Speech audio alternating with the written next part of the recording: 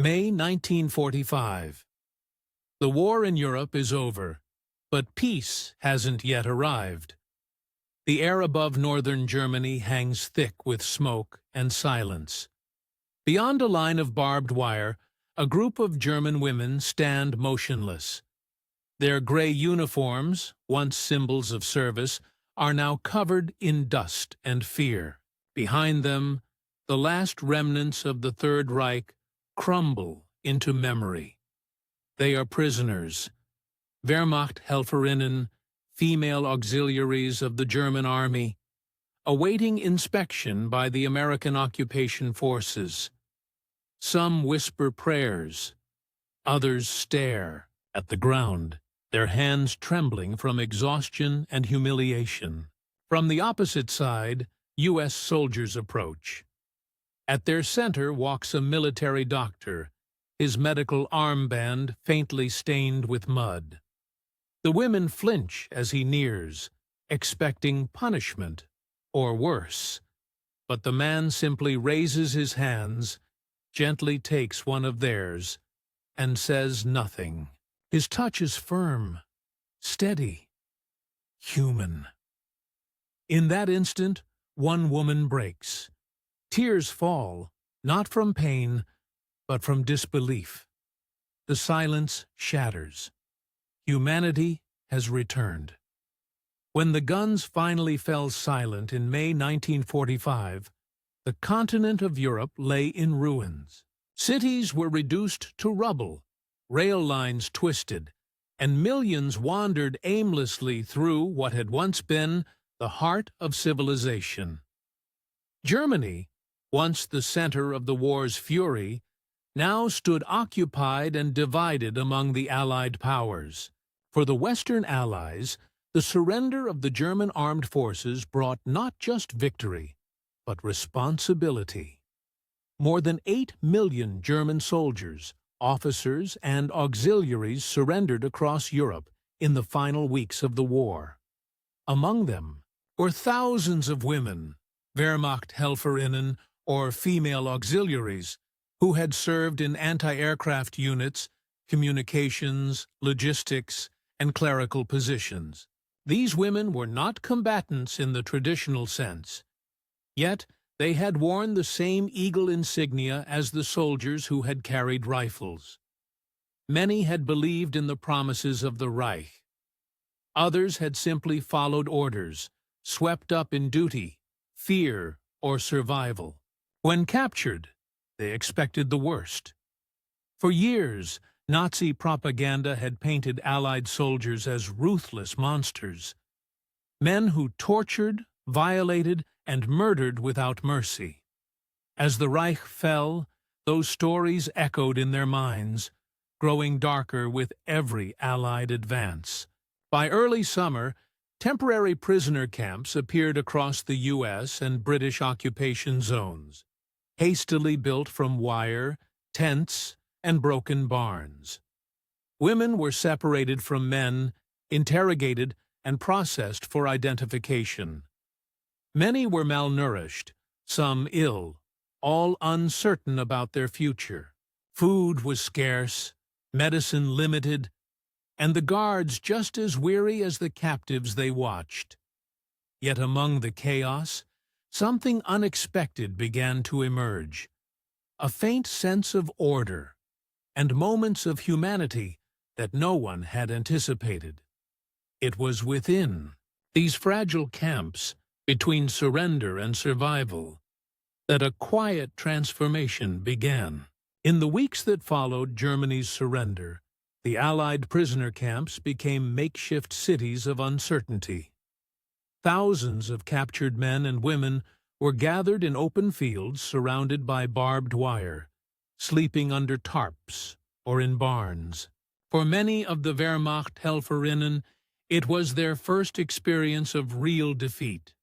Stripped of their uniforms, stripped of their country, stripped of everything except the fear of what might come next. They expected retaliation. Rumors spread quickly, whispered stories of vengeance, retribution, and punishment. Some of the women refused to speak. Others wept quietly at night. Many hadn't eaten properly in weeks. Lice, hunger, and exhaustion replaced the discipline and precision they had once lived under. Then, one morning, the sound of truck engines echoed through the camp. A convoy of American medical personnel arrived. Doctors, nurses, and medics from the U.S. Army Medical Corps. They carried crates of bandages, quinine, and rations. For the prisoners, it was an unfamiliar sight. Not soldiers with rifles, but men and women with stethoscopes and white armbands marked with red crosses. At first, the German women kept their distance. They had been told that Americans despised them, that captured auxiliaries would be treated as enemies, not as patients. But the opposite began to unfold. The doctors examined the sick, cleaned wounds, and offered water. They spoke softly, sometimes using gestures more than words. For many prisoners, it was disorienting. The people they had been taught to hate were now the ones saving their lives. The shock of kindness was more difficult to bear than cruelty would have been. This was no grand moment of diplomacy or propaganda. It was simply men and women. Enemies hours ago. Now face to face in the aftermath of war. And from those moments of quiet care, the first seeds of a new understanding began to take root, one that neither side had expected. The human angle for the German women behind the wire. The war had not truly ended. It had simply changed form. They were no longer part of the machinery that once stretched across Europe. Now they were prisoners, adrift in a world without flags or orders. But the hardest battle was not fought with hunger or cold. It was fought within. Many of these women had spent years under constant indoctrination. From youth groups to barracks training, they had been taught to believe in the superiority of their nation and the righteousness of their cause. The enemy had been painted in monstrous terms. Americans were said to mutilate prisoners, to show no mercy. Those ideas had hardened into fear so deep that even a kind gesture felt like a trap. In the camp, the smallest human act could unravel those fears. A medic handing out bandages, a nurse offering clean water, an officer allowing them to write home. Each action chipped away at the wall built by years of propaganda. For some, the shock was overwhelming. When a U.S. Army doctor knelt beside a German woman to inspect an injured hand, she flinched, expecting pain. Instead, he cleaned the wound, wrapped it gently, and looked at her not as an enemy, but as a patient. She began to shake, unable to hold her composure. Her tears weren't just from relief, they came from a shattering of belief. Everything she had been told about the enemy had collapsed in that instant. Others watched in silence, unable to understand how compassion could exist after such devastation. For the American medics, the moment might have felt ordinary, another duty among hundreds that day. But for the women, it was a quiet miracle. Behind the exhaustion and shame, there was also something else. Gratitude, mixed with guilt. To be treated gently by those they had been told to fear felt like a kind of forgiveness they hadn't earned. And in those exchanges, hands tending wounds. Instead of weapons, the human cost of war became unmistakably clear. The Allied angle for the year. Americans stationed across occupied Germany. The war's end brought little sense of triumph. The images of concentration camps, mass graves, and the ruins of once beautiful cities had stripped victory of celebration. What remained was fatigue, and a duty to maintain humanity amid the wreckage. The U.S. Army Medical Corps had been among the first to confront the human consequences of total war. By May 1945, their mission had changed overnight, from battlefield triage to the care of millions of defeated, starving, and displaced people. The Geneva Convention required humane treatment for all prisoners of war.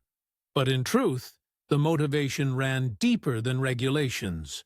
For most doctors, compassion was instinct, the same instinct that guided them through Normandy, the Bulge, and the Rhine.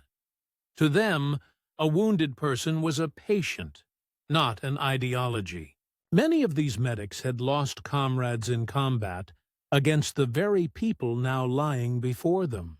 Some still carried shrapnel or nightmares from battles fought only weeks earlier. Yet, they treated the German prisoners with the same precision and respect they gave their own. Still, not everyone found it easy. There were soldiers who looked at the female auxiliaries and saw complicity. Women who had served in anti-aircraft batteries that killed American pilots, or who had passed orders that prolonged the war. Some refused to speak to the prisoners at all. Others struggled silently with bitterness and grief. But among the medical units, a quiet professionalism prevailed. Compassion became an act of defiance, a refusal to let hatred outlive the war. Every bandaged wound, every shared ration, was a small assertion of morality in a world that had nearly lost it. When the American doctor extended his hands toward the frightened German women, he wasn't just treating injuries. He was restoring a principle, that the victor's true strength lies not in punishment, but in restraint. It was this moment, repeated in countless camps and field hospitals, that began to bridge the gap between conqueror and captive. And soon, one moment of compassion would pierce that divide completely. It happened quietly, without ceremony, sometime in early summer 1945, inside a U.S.-run internment camp in northern Germany. A group of German women POWs had been lined up for medical inspection. Most were in their 20s. Some still wore the faded field gray skirts of the Wehrmacht Helferinnen. Others had replaced their insignia with scraps of fabric to avoid attention. They stood barefoot on the cold ground, clutching what little they owned: a comb, a photo, a letter from home. When the American doctor approached, the line stiffened. His uniform bore the caduceus insignia of the U.S. Medical Corps. To them, that symbol meant nothing yet. They had been told American soldiers showed no pity, that the enemy could not feel compassion. He stopped before one woman. Her hands were trembling, her knuckles scraped raw from the transport. She tried to hide them behind her back, but the doctor gently reached forward. Without a word, he took her hands into his own, inspecting the wounds with calm precision. The gesture was simple, yet to those watching, it was unimaginable. Her breathing broke, her eyes filled. Then, as if the last barrier of fear had shattered, she began to sob. Not from pain, but from the unbearable shock of kindness. The sound of her crying spread through the line like a ripple. At first, no one moved. The other women stared, frozen, uncertain if emotion itself was allowed. Then another began to weep, and another. Within moments, the entire row was trembling in silence, broken only by quiet sobs. To the guards nearby, it was unlike anything they had seen. No one had shouted. No orders had been given. Yet something profound had changed in that instant. The fear that had kept those prisoners upright for weeks simply dissolved. The doctor didn't speak. He simply held the woman's hands until she stopped shaking, then nodded for the next patient. The act wasn't meant to be symbolic. It was just care, instinctive and unspoken. But in a place defined by defeat and humiliation, it felt like a revelation. Later, one nurse wrote in her field journal that The German girls cried because we touched them like they were human again. That entry, brief, almost casual, captured what words could not. In a war that had dehumanized millions, the quiet act of compassion from one man restored something greater than victory. It restored the idea that mercy could survive even in the aftermath of destruction. And from that moment forward, nothing inside that camp would ever feel the same. In the days that followed, the story spread quietly through the camp. No one spoke of battles or surrender anymore. Only of the doctor who had held a prisoner's hands. Among the German women, that memory became something close to sacred. They whispered about it at night, replaying the moment as if it were proof that the world hadn't gone entirely mad. For many, it marked the first time they allowed themselves to feel again.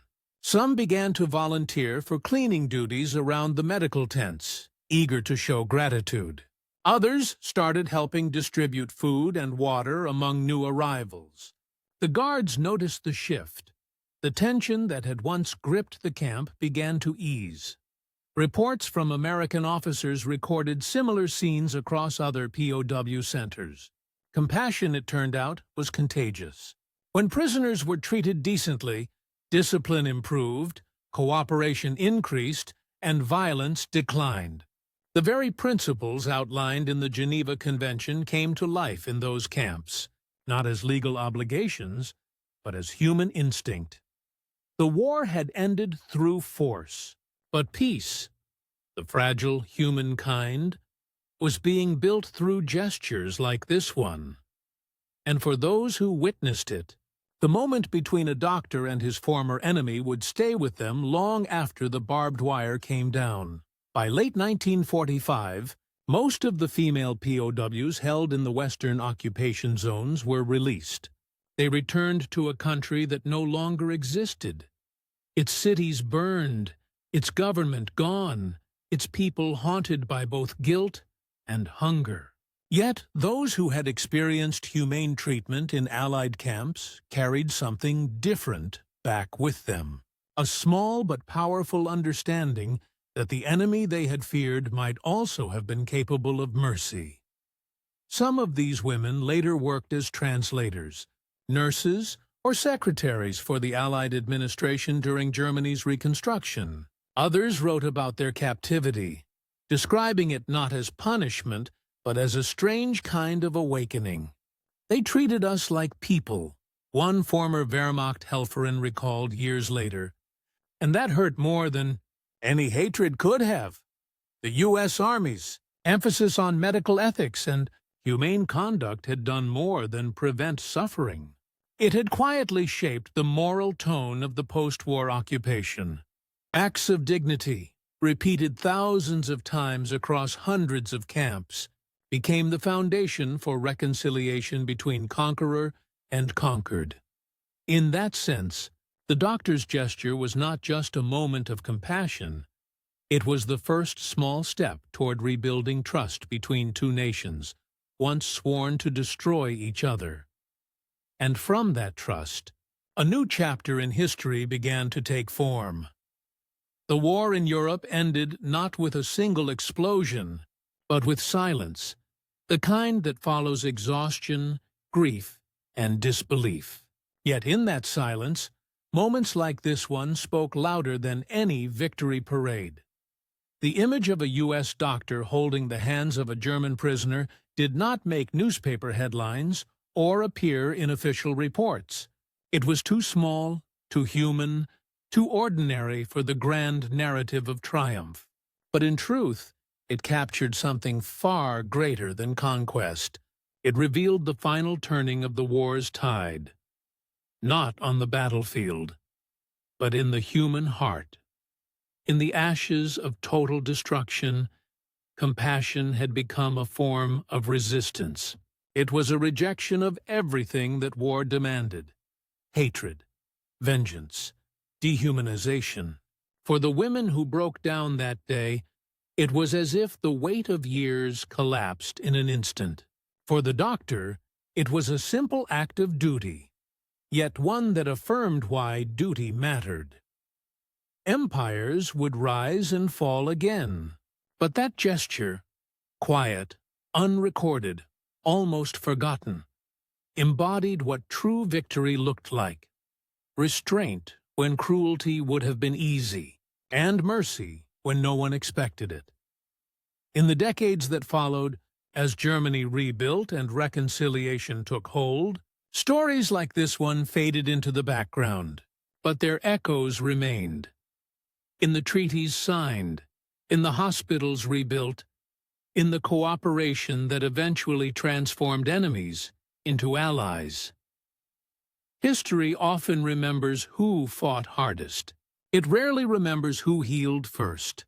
Yet in that summer of 1945, amid the ruins and the wire, a nameless doctor reminded the world of a truth deeper than any ideology: that even after the most destructive war in human history, the simplest human touch could still mend what seemed beyond repair, and perhaps, in that small act of compassion, the real end of World War II quietly began.